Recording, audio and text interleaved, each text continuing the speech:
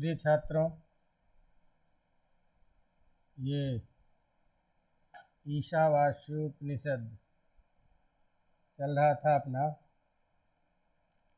जिसमें हमने 2 मंत्रों को पढ़ा था। हमारे सिलेबस में निर्धारित है ईशावास्योपनिषद का मंत्र, इसीलिए हम कुछ बीच के प्रसंगों को निर्देश मात्र के लिए केवल प्रसंग की जानकारी के लिए उसको बता करके आगे बढ़ेंगे। तो जैसे मैंने कहा था कि ईशावास्योपनिषद में प्रथम मंत्र के द्वारा त्याग पूर्वक जीवन जीने की बात की गई थी और समस्त चीज़ों में त्याग बुद्धि करके संन्यास वृत्ति का आश्रय लेकर के उस आत्म तत्व को प्राप्त करने का प्रयास करते हैं।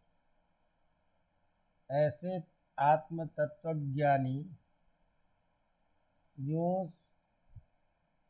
संन्यास वृत्ति के द्वारा अपने जीवन को एक दिशा निर्देश के साथ कल्याण के मार्ग पर ले जाते हैं, तो उसके लिए प्रथम मंत्र के द्वारा बताया गया। दूसरा कि इस संसार में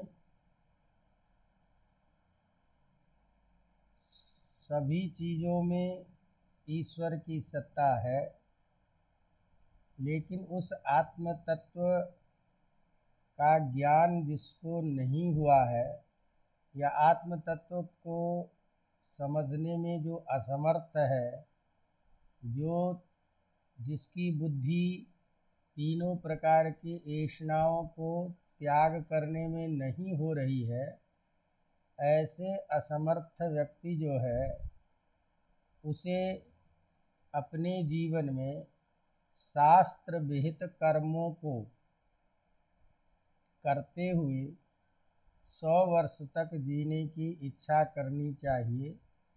इस तरह कर्तव्य कर्म को करते हुए उस आत्म तत्व के बोध का प्रयास, अपने जन्म मरण के बंधन से मुक्त होने का प्रयास करना चाहिए। ये दूसरे मंत्र के द्वारा बताया गया। उसके बाद जो तीसरा मंत्र है, जो अनात्म व्यक्ति है, अनात्मज्ञ है, जो आत्मा के स्वरूप को नहीं जानता है या जो आत्मा के स्वरूप को न जान करके अपनी इच्छानुसार कार्य करता है, ऐसे अज्ञानी पुरुष की निंदा की गई है। उस श्लोक को छोड़ करके अपना चौथा जो मंत्र है, जिसमें जिस आत्म तत्व को जानने की बात की गई है, वह आत्मा क्या है, उस आत्म तत्व का स्वरूप क्या है, तो उसकी क्या व्यापकता है, ये सारी बातों को चतुर्थ मंत्र के द्वारा कहा गया है, जिसकी चर्चा हमने प्रारंभ की थी। और वो मंत्र था अनेजदेकं मनसो जवीयु नैनद्देवा आप्नुवन् पूर्वमर्षत् तद्धावतो अन्यान् अत्येति तिष्ठत् तस्मिन् अपो मातरिश्वा दधाति। जिस हम परमात्म रूप आत्मा को समस्त चराचर जीवों में व्याप्त कहते हैं, जो प्रत्येक जीव में आत्मा के रूप में अवस्थित है और जीव के शरीर के आधार पर अनेक भेद अज्ञानी लोग जिसको मानते हैं आत्मा को, लेकिन निरुपाधिक रूप से वह आत्मा एक ही है। वह आत्मा कैसा है? तो कहते हैं अनेजत एकम मनसो जवीयो नैनद न एनत देवाः आपनुवन पूर्वमर्षत। ये सारे के सारे उस आत्मा का स्वरूप बताया गया है कि ये आत्मा इस तरीके के है। तो पहला क्या कह रहे हैं? अनेजत, ये स्थिर है, अचल है। नो एजत, एज धातु जो है कंपन अर्थ में है, तो कंपन का मतलब अस्थिर होना। जो अस्थिर नहीं हो उसे कहेंगे अनेजत। ये अनेजत है, अस्थिर है, निश्चल है, कभी विचलित होने वाला नहीं है। तो वह आत्म तत्व कभी भी अपने मूल स्वरूप से विचलित होने वाला नहीं है। अनेजत है, स्थिरम दृढ़म निश्चलम वर्तते। और क्या है? एक है, वही एक है, अर्थात निरुपाधिक रूप से वह आत्मा एक ही है, ईश्वर। तो एक भी एक है और निश्चल है, जो कभी विचलित नहीं होने वाला है। तथा दूसरा विशेषण दे रहा है कि मनसो जवीयु, मन से भी अधिक तेज गति वाला है। ध्यान रखना, जिसकी चर्चा हम विशेष व्याख्या करेंगे कि एक तरफ तो कह रहे हैं कि निश्चल है, स्थिर है, दृढ़ है। दूसरी तरफ कह रहे हैं कि ये मन से भी ज़्यादा वेगवान है, गतिमान है। अर्थात मन की गति सबसे तेज बताई गई है, लेकिन उस मन से भी अत्यधिक तेज चलने वाला है, तीव्र गति वाला है। अब न एनद देवाः प्राप्नुवन पूर्वमर्षत, यह जो आत्मा है, इस आत्मा को यहाँ देवाः का मतलब देवता, देवता का मतलब यहाँ है इंद्रियां। द्योतनात् देवः, जो किसी चीज को द्योतित करता है उसका मतलब है देव। तो यहाँ मनुष्य को सभी चीज़ों का जो ज्ञान प्राप्त होता है वो इंद्रिय के द्वारा, इंद्रियां ही विषयों का ज्ञान कराती है, विषयों का द्योतन कराती है। तो यह जो आत्म तत्व है न एनत, इसको कभी भी इंद्रियां जो है वो प्राप्त नहीं कर सकती है। इंद्रियों के द्वारा यह प्राप्त होने वाला नहीं है। इंद्रियों की पहुंच इस आत्मा के पास नहीं है। क्यों नहीं है?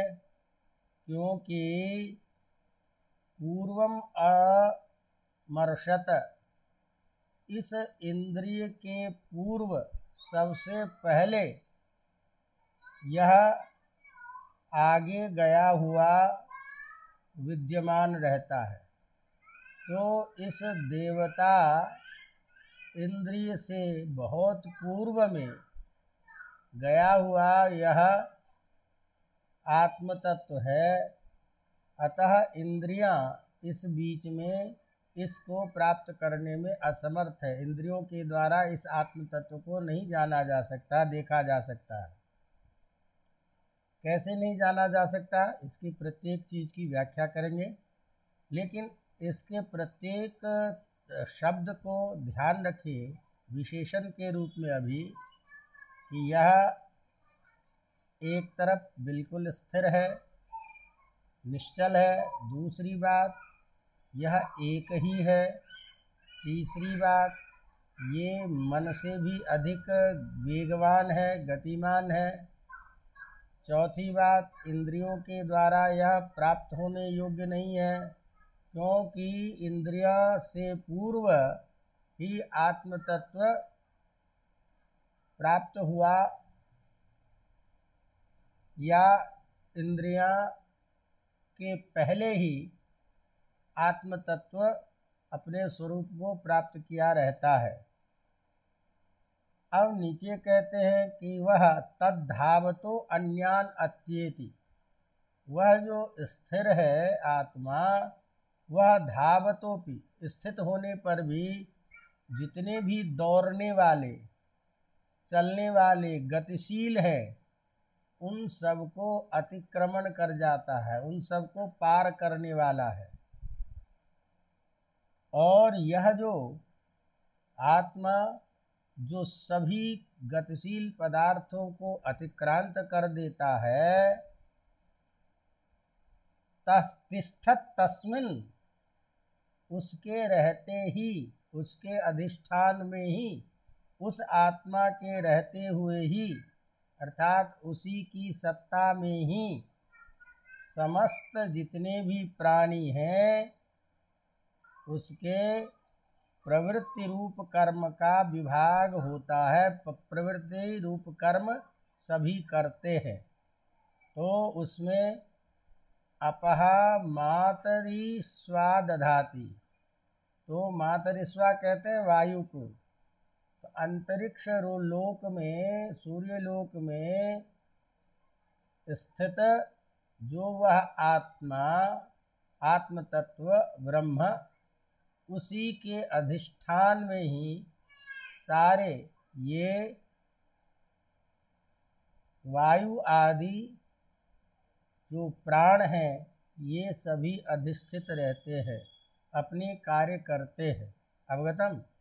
इस तरह से इस मंत्र में आत्मा के एकत्व, आत्मा के स्थिरत्व, आत्मा के सबसे गतिशील और आत्मा के ही अधिष्ठान में सभी के प्रवृत्ति होने की बात की गई है। अब ये जो हमने इसमें एक एक मंत्र में कहा अनेजत, यह आत्म तत्व कंपन, एज्री माने कंपन, तो कंपन जो नहीं हो, अर्थात चलने वाला नहीं है, किसी भी परिस्थिति में ये च्युत नहीं होता है, सदा एक रूप में ही रहता है। वह एक ही आत्म तत्व सभी प्राणियों में वर्तमान है, सभी प्राणियों में स्थित रहता है। एक होने पर भी यह अनेक रूप में इसको अज्ञानी लोग देखते हैं, जो सभी जीवों में स्थित रहते हैं। यह सभी चीज़ों के लिए जो संकल्प आदि के द्वारा किसी भी चीज़ को प्राप्त करने में समर्थ होता है मन, तो संकल्पादि रूप जो मन है, अर्थात मन का लक्षण है संकल्प विकल्पात्मकम मनः, जो संकल्प विकल्प करने में समर्थ है उसे मन कहते हैं। ऐसे संकल्पादि रूप जो मन है, उस मन से भी जवीय है, अधिक वेगवान है, गति वाला है। तो तात्पर्य ये है कि निरुपाधिक रूप से तो यह अविचल है, एक कहा जाता है, लेकिन उपाधि अंतःकरण के मन के रूप से संकल्प विकल्पात्मिका उपाधि के अनुवर्तन करने के कारण, उपाधि से युक्त हो जाने के कारण ये मन से भी अधिक गतिमान हो जाता है। वह मन से भी अधिक गतिमान है, ये कहने के पीछे क्या तात्पर्य है, कैसे मन से अधिक गतिमान होगा? तो कहते हैं कि संसार में इस लोक में देहस्थ जो मन है उसकी गति बहुत है, तो मन के द्वारा ब्रह्मलोक आदि में भी लोग प्रवेश कर सकते हैं। तो संकल्प के द्वारा मन से ब्रह्मादि लोक को भी प्राप्त किया जा सकता है एक क्षण में ही। तो मन का गमन एक क्षण में ब्रह्मलोक तक भी जा सकता है।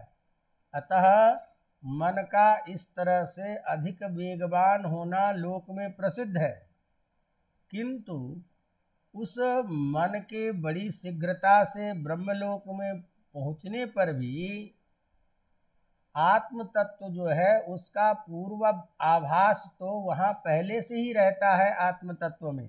अतः मन से पहुँचने के पहले ही आत्मा की सत्ता वहाँ रहती है, तो उसे आत्मा को पहुँचा हुआ वहाँ अनुभव करने लगता है।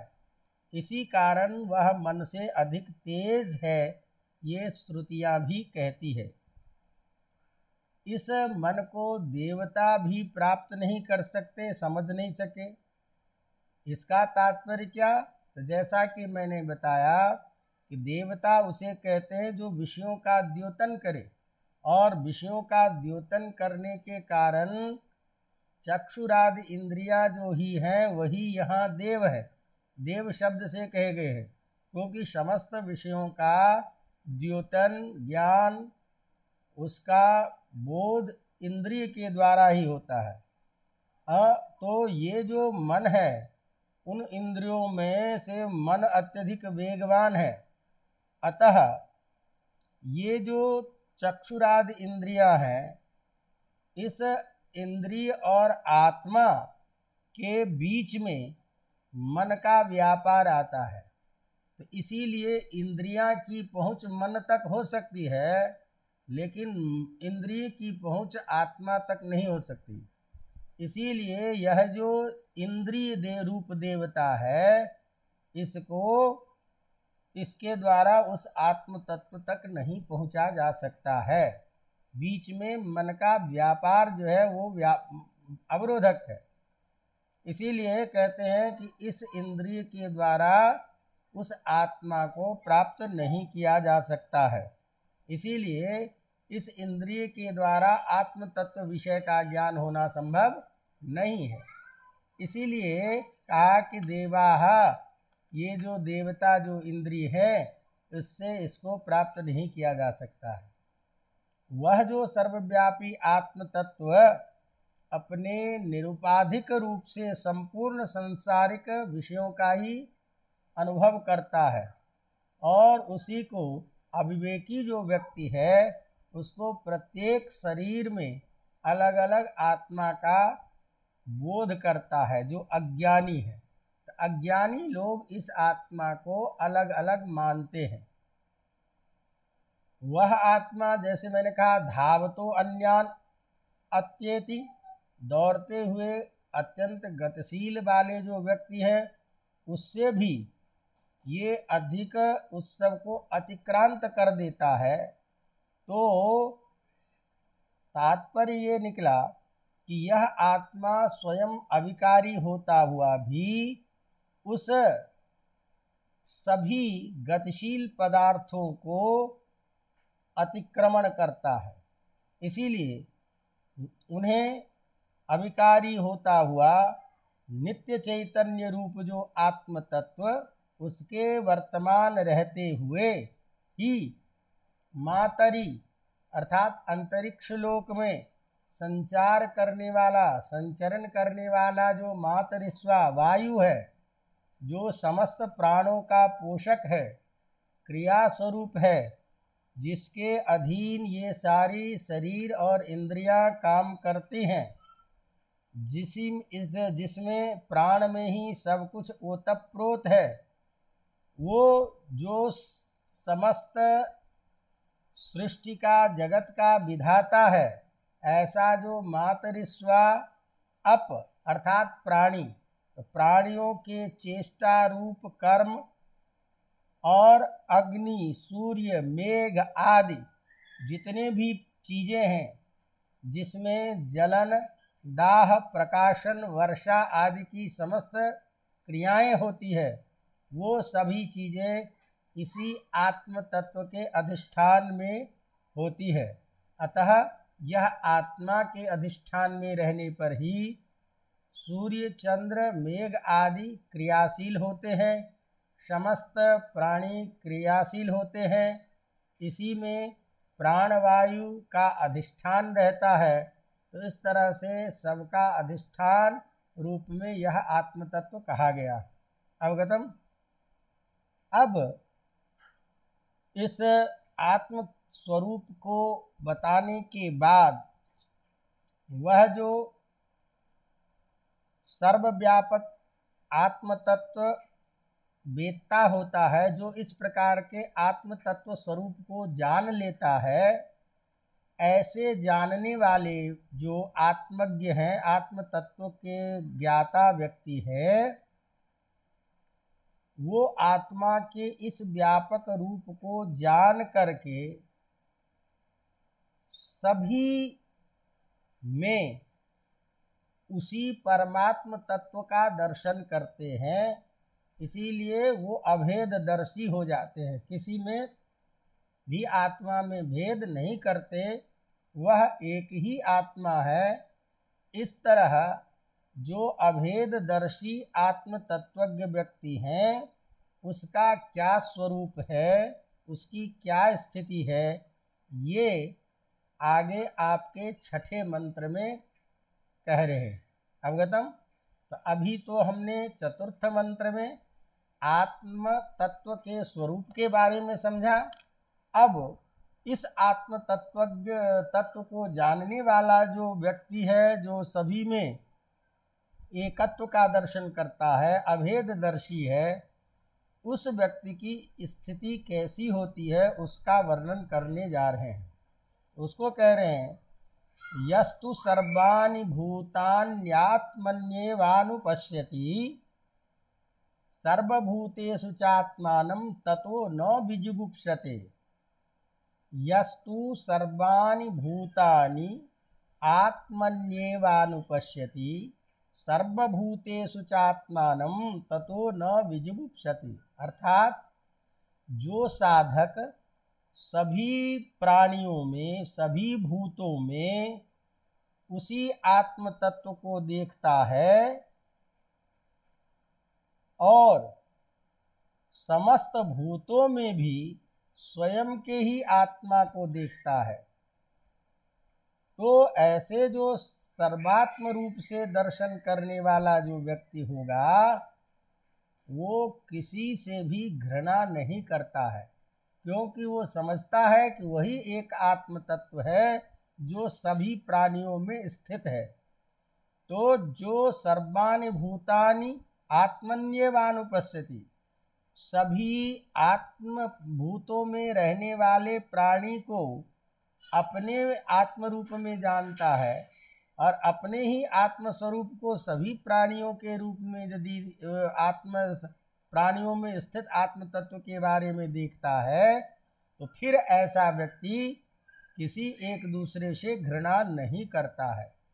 तो कोई भी जीव हो, कोई भी चीज हो, सभी में उस ईश्वर का वास है। इसीलिए सभी उसी परमात्मा के अंश होने के कारण, उसी ईश्वर का स्वरूप होने के कारण कोई भी घृणा के योग्य नहीं है। इस तरह से जो आत्म तत्वज्ञ का जो एक विशेष चिंतन है, जो उदार उसकी दृष्टि है, उस उदार दृष्टि का वर्णन करते हैं। तो यस्तु सर्वाणि भूतानि, यह जो व्यक्ति आत्म तत्वदर्शी, जो मुमुक्षु, जो मोक्ष को धारण करने वाला जो साधक व्यक्ति है, जो आत्म तत्व को जान लेता है, वह अव्यक्त से लेकर के भूत पर्यंत स्थावर जंगम जितने भी संपूर्ण भूत है, उसकी आत्मा में स्वयं को देखता है। अर्थात उन्हें अपने आत्मा से पृथक नहीं देखता, तथा उन संपूर्ण भूतों के आत्मा को स्वयं में ही समझता है, स्वयं अपने आत्मा के रूप में जानता है।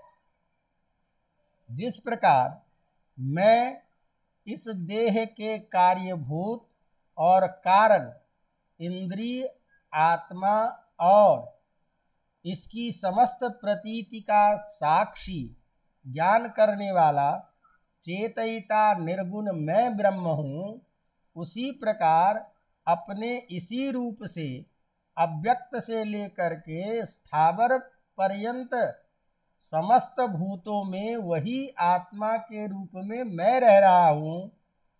इस प्रकार तो सब भूतों में अपने निर्विशेष आत्मस्वरूप का ही दर्शन करने के कारण वह किसी भी व्यक्ति से, किसी भी अन्य प्राणियों से कभी भी घृणा नहीं करता है। इसी बात को कहते हैं यस्तु सर्वाणि भूतानि आत्मनि, आत्मनि माने स्वात्मनि एव अनुपश्यति, देखता है। सर्वाणि भूतानि, सभी भूतों को, सभी प्राणियों को, सभी प्राणियों में स्थित आत्मा को स्वयं के आत्मा के स्थिति में देखता है, और सभी आत्मा को स्वयं में और अपनी आत्मा को स्वयं के स्वरूप को सभी अन्य प्राणियों में, जीवों में देखता है। ऐसा अभेद तत्वदर्शी जो व्यक्ति होता है वो फिर कभी किसी से घृणा नहीं करता है। अवगतम।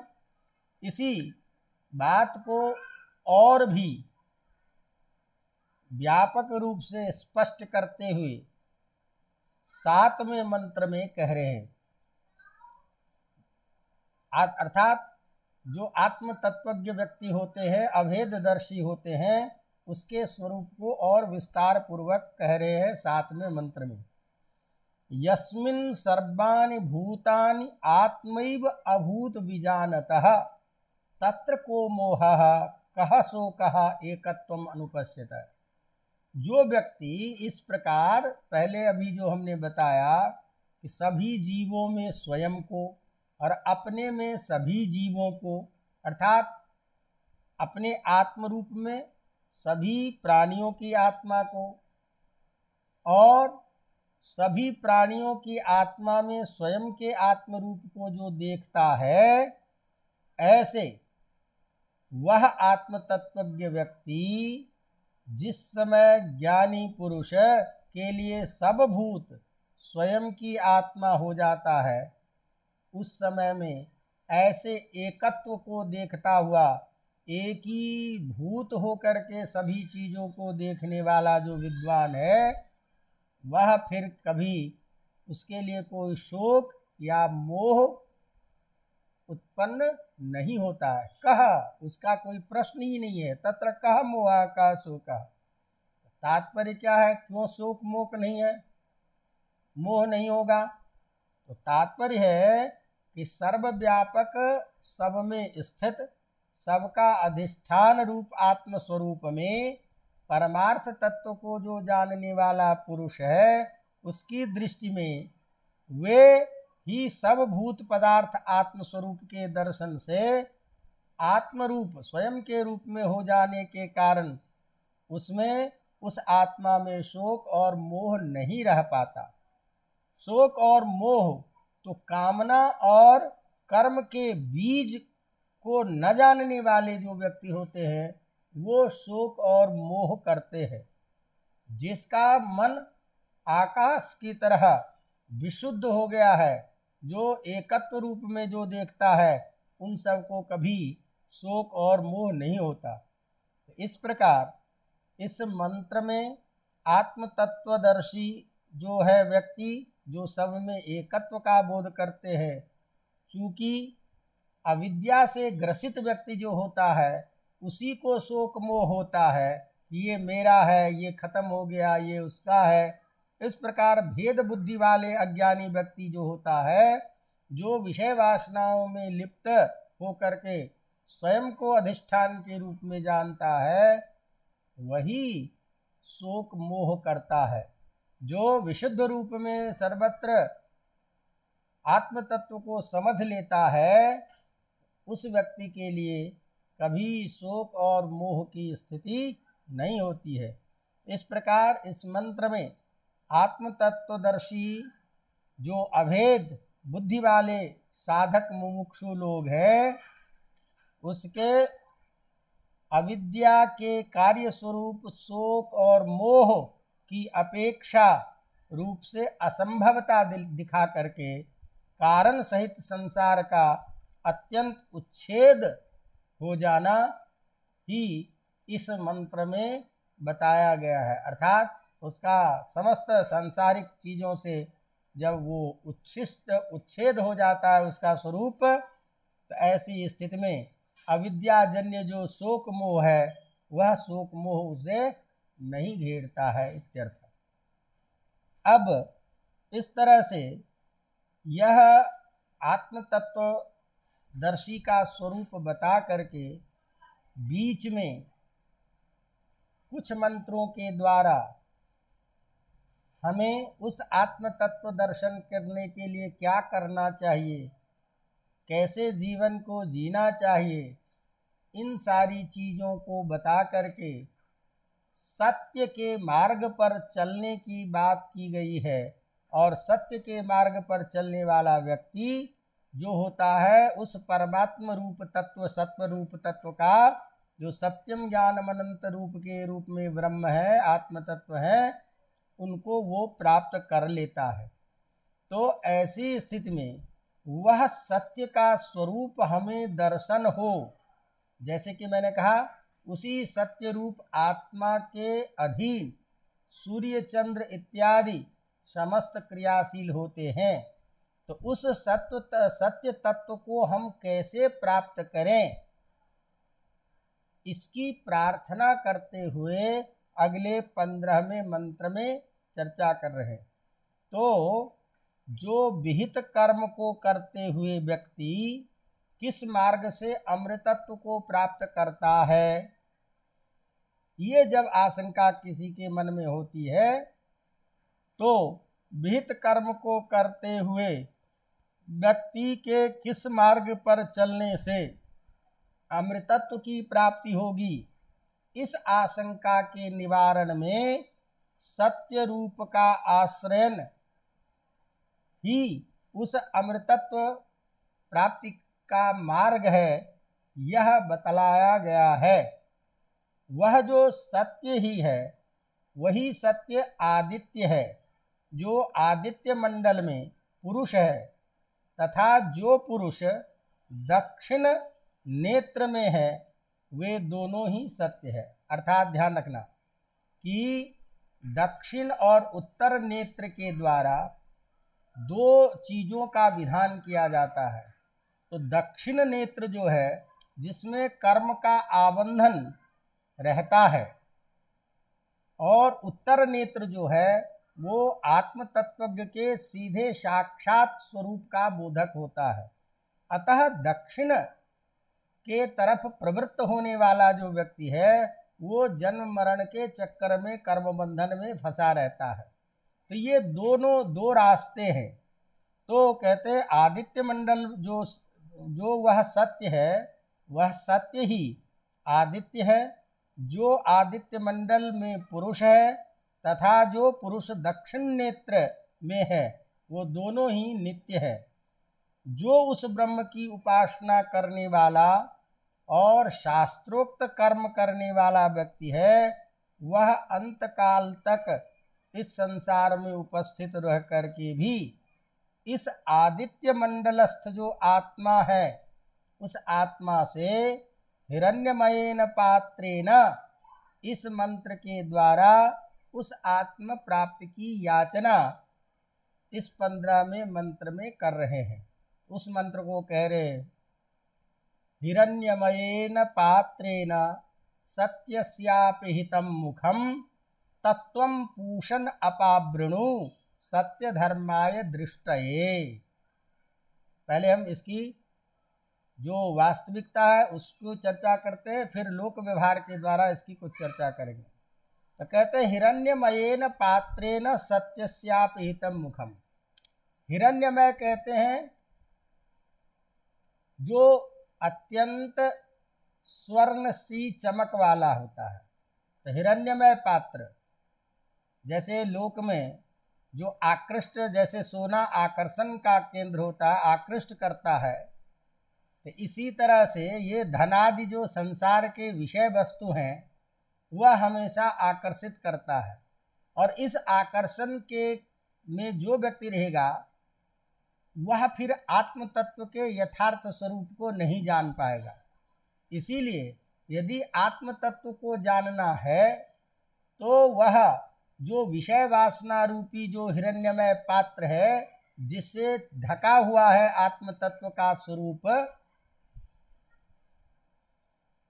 उस ढक्कन को हटाना पड़ेगा, उस ढक्कन को खोलना पड़ेगा, उस ढक्कन को अलग करना पड़ेगा, तभी जाकर के उस सत्य धर्म का स्वरूप समझ में आएगा।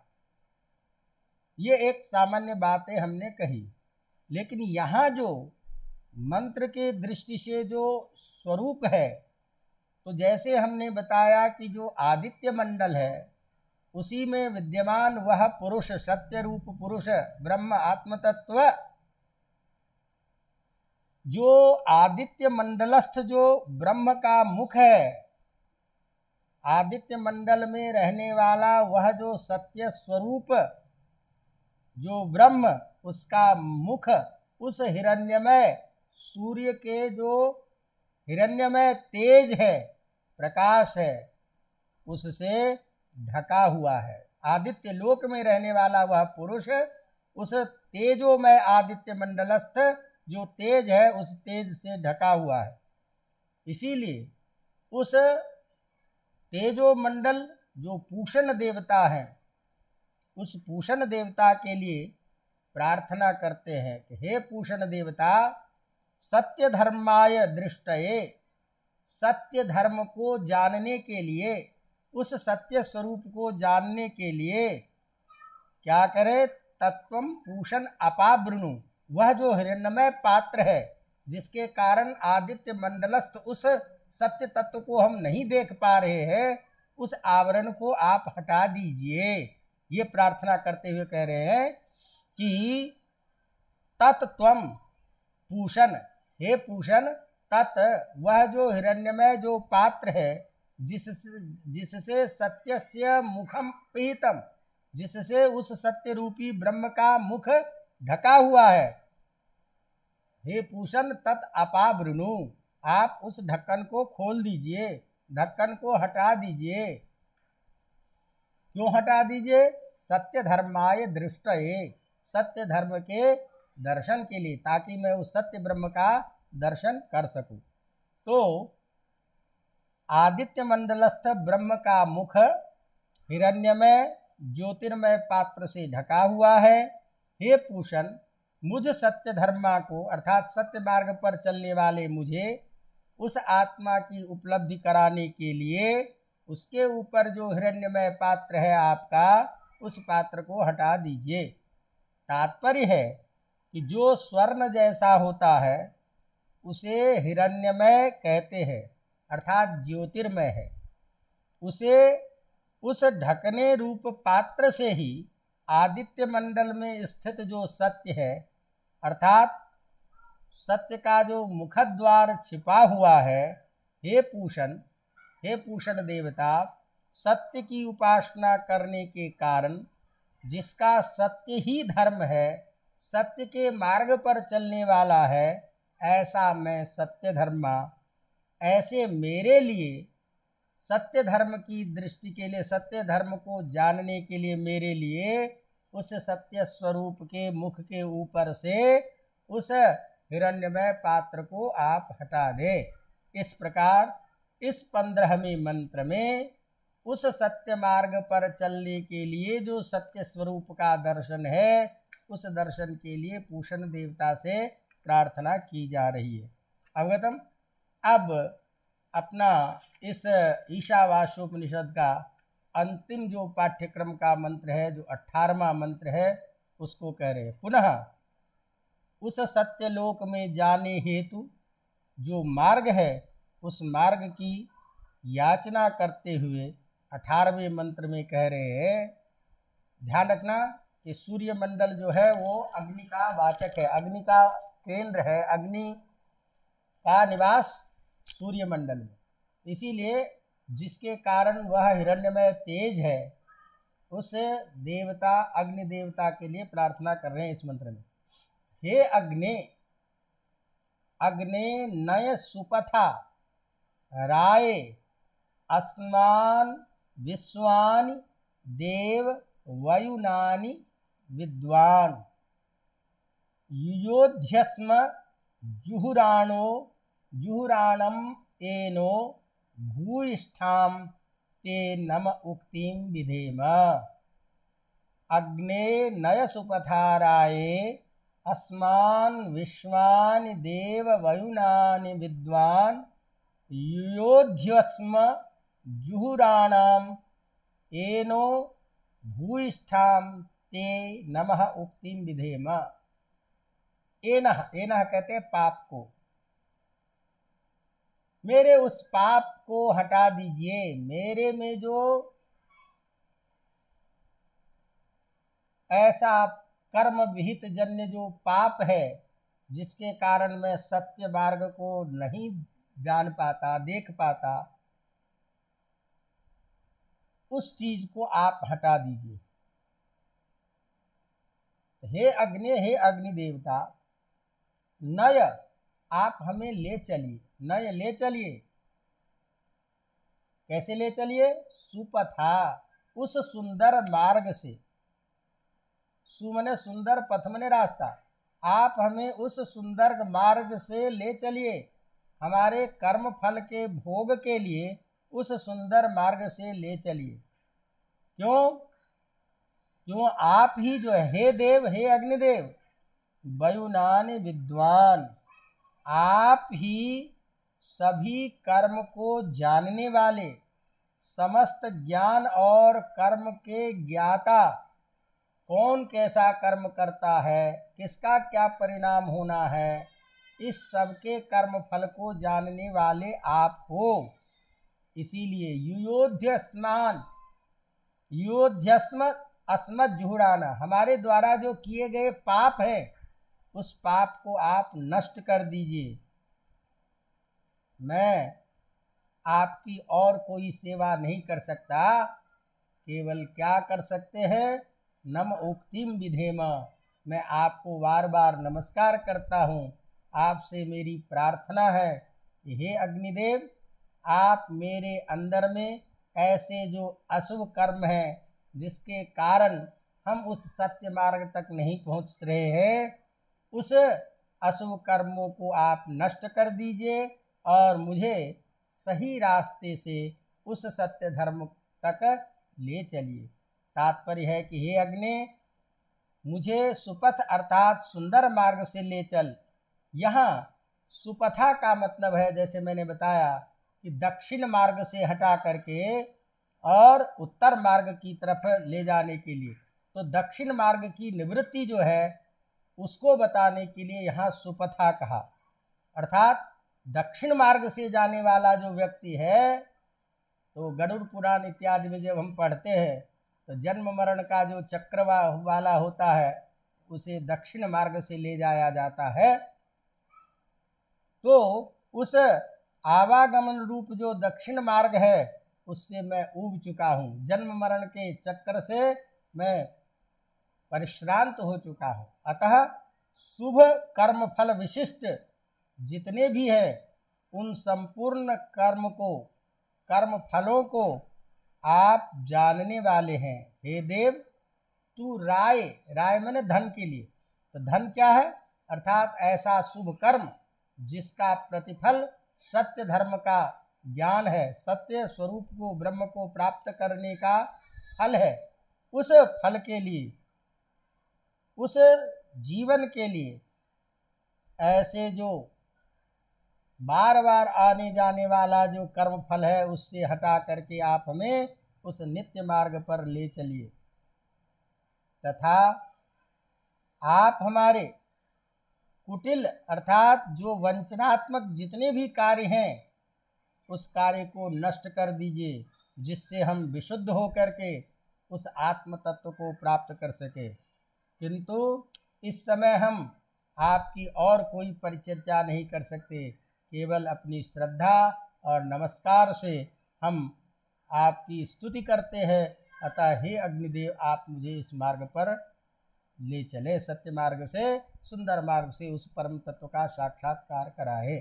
तो इस तरह इस मंत्र में अग्नि देवता से व्यक्ति को दक्षिण मार्ग से हटा करके स्वयं जो है उत्तर मार्ग में ले जाने की प्रार्थना जीव कर रहा है। आत्म तत्व को देखने वाला, आत्म तत्व को प्राप्त करने वाला व्यक्ति जो आदित्य मंडलस्थ अग्नि से प्रार्थना करता है, जिस आदित्य मंडल में स्थित सत्य का मुख हिरण्यमय पात्र से ढका हुआ है, उस पात्र को हटा करके हमें उस परम तत्व का ज्ञान कराइए। इस तरह से ईशावास्योपनिषद के प्रत्येक जो पाठ्यक्रम में निर्धारित है, इसके मंत्र को मैंने स्पष्ट आपके सामने रखा।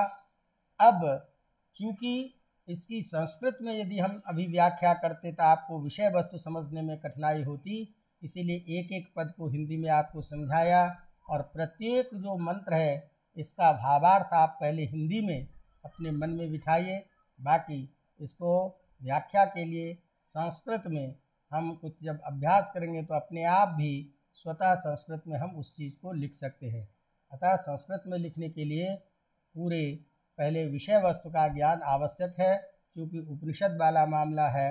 इसीलिए हमने इसके सारे पदों का विश्लेषण पूर्वक सारे अर्थ आपके सामने रखे, जिसका स्वरूप एक बार दिमाग में स्थिर करके और फिर इसके आगे की चर्चा करेंगे। तो ये हमारा ईशावास्योपनिषद का जो सिलेबस था ये संपन्न होता है।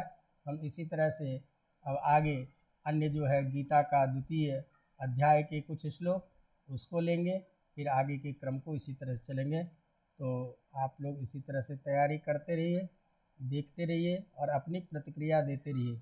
बहुत सारे छात्रों का जो कुछ प्रश्न है, जैसे मैंने पहले भी बताया कि आप लोग प्रश्नों को संकलित कीजिए और इस बीच में जब भी अवसर मिले पुनः एक बार पढ़ने का, सुनने का प्रयास कीजिए। फिर भी नहीं क्लियर होता है तो उसको रखिए, और जब अपन डायरेक्ट चर्चा करेंगे इस विषय के संपन्न होने के बाद, क्योंकि इस बीच में इन सारी चीज़ों को लेने से एक व्यवधान भी होगा और समझने में भी कठिनाई होगी। एक बार संपूर्ण विषय हो जाता है, फिर जैसे जैसे जो भी जिज्ञासाएं हैं, जिसको कोई तरीके की बात है, उस सब को लेकर के हम चर्चा करेंगे। तो हम अभी फ़िलहाल इसको यहीं विराम देते हैं। धन्यवाद।